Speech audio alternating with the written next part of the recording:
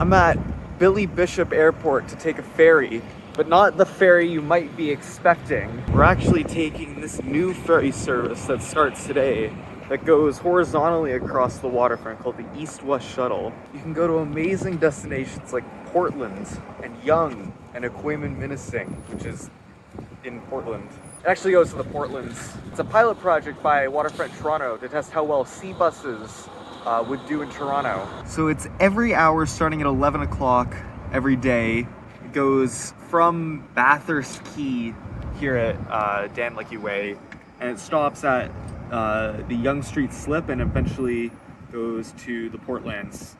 Kind of near the new park that they just opened. It said it was like $15, but like $17.70 is the extra fees they add on to it.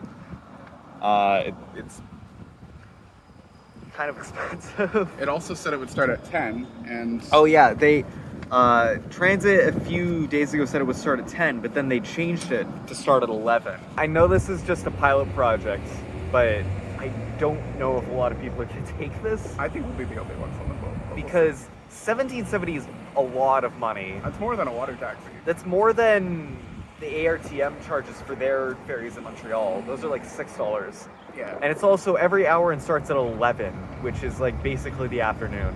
Hopefully they realize how kind of dumb the schedule and fare is, and they'll take that into account when they decide if the pilot was a success or not. This is going to be running for 3 years in the summer, from June to, I think, October, right? So, Okay. It's like 9:58 right now. There's nobody here. We don't think it's starting at 10, and we think the schedule on Transit's correct. Also, weird thing, they had a website up.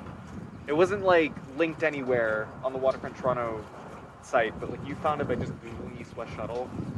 But the schedule and on the website and like the ticketing service or something was wrong. So we used the contact form on the website, and like 2 days later they took they the didn't get website back to us, offline. but they took the website off. Yeah. So that it's seeming kind of suspicious.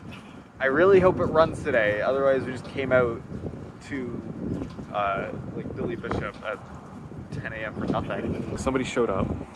It's like 2 minutes. Yeah, it's till like 11 now. 10:55, 5 minutes. Okay, 5 minutes. There's probably a lot of padding. Okay, it is now like 5 days later. The person that was at the boat on Monday, is not Friday, said the shuttle didn't start till Friday. She called her boss, and they said that the shuttle didn't start till Friday. So that's cool. Transit was just showing a lot of departures this week that weren't actually happening, but it's happening today. You remember how like a minute ago I made a snide remark about how Aquaman-Minising was in Portland? Portland Is on here. the sign refers to Bathurst Quay, I guess. I don't know what Portland comes from. Yeah. But sure, that's not confusing at all. If any of this seems familiar, you might be remembering the April Fool's tweet that the TTC put out this past April 1st about their new Aqua bus service. And they posted some kind of doctored image of a speedboat in TTC livery, and they said that they were running peak hour service from the Bluffs out in Scarborough to Colonel Samuel Smith Park in Etobicoke. And they had to delete that tweet because people started replying, hey, that's actually useful. Why don't you do that? If you're gonna post an April Fool's tweet, you don't post something that would actually be useful and good to have. You post that you're turning the Shepherd Line into a lazy river on weekends. After they deleted it, they then posted that they had done a study about water bus service in Toronto in 2008.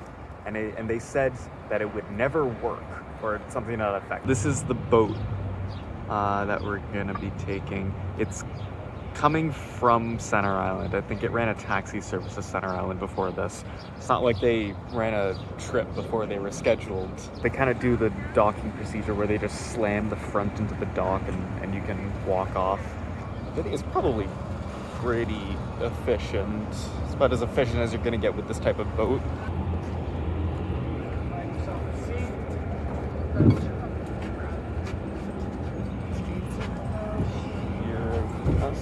want to sit? Alright. So they have these like wicker benches. So we'll be leaving in about 7 minutes. Passengers, our first passengers on the boat today. Hello, everyone. Hi.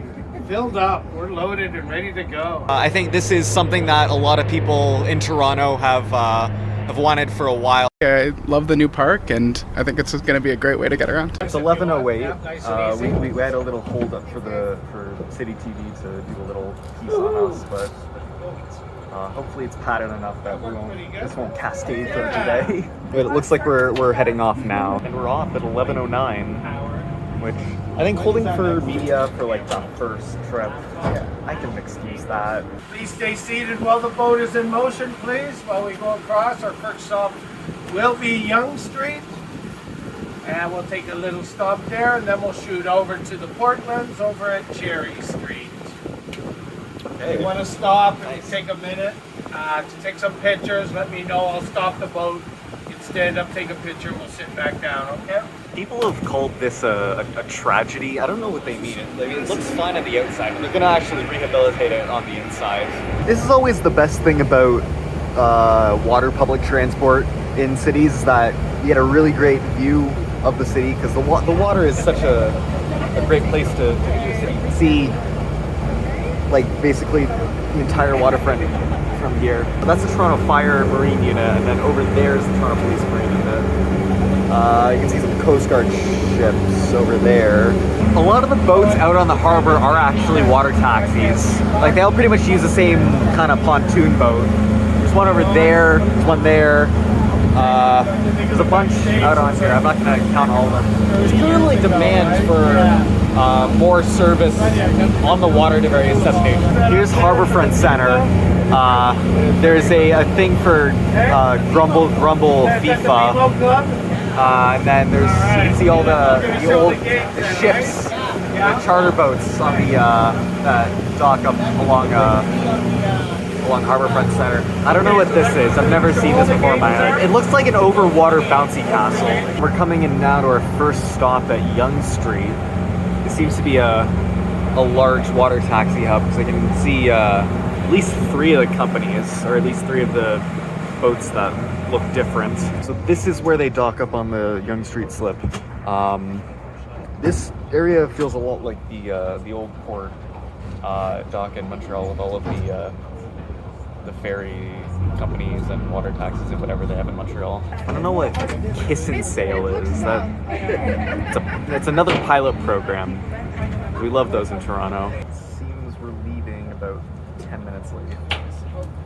Again, I think for a media holdup, but first trip.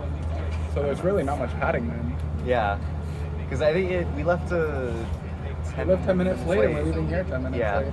I think we got here 5 minutes late, 5 minutes before right now, so I think there's a little padding maybe if they like turn and burn at the stops, but we're departing from Yonge. Next stop, Quayman Minising in the Portlands. Over on the east side of Yonge, it's a little bit less interesting on the shore. You got Redpath, obviously. There's kind of just a lot of kind of mid-rise class buildings.